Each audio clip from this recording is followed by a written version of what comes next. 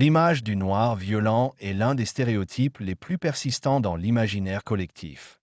Dans le monde artistique, elle agit comme une étiquette lourde, collée aux artistes noirs avant même qu'ils aient pu s'exprimer librement. Lorsqu'un artiste noir apparaît sur une scène ou dans un espace médiatique, une lecture s'impose presque automatiquement.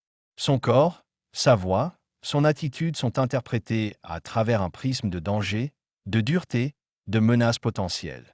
Il ne s'agit plus seulement de musique ou de création, mais d'un rôle attendu. Ce stéréotype ne naît pas par hasard. Il est entretenu par des décennies de représentation biaisée, renforcée par l'industrie culturelle, les médias et parfois même le public. Ce qui choque, ce qui fait peur, ce qui confirme les clichés devient plus visible, plus partagé, plus rentable. Ainsi, beaucoup d'artistes noirs se retrouvent enfermés dans une image qui n'est pas la leur. Ils sont encouragés, subtilement ou non, à incarner la colère, la brutalité, l'excès. S'écarter de cette image, c'est prendre le risque de ne plus être écouté, ni compris. Quand un artiste noir refuse cette violence imposée et choisit la nuance, le calme ou la réflexion, il dérange. Parce qu'il brise une cohérence fictive que la société avait construite autour de lui. Il rappelle qu'un individu ne se résume pas à un archétype.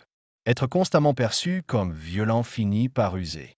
Cela limite les thèmes abordés, les émotions exprimées et même la manière d'exister dans l'espace public.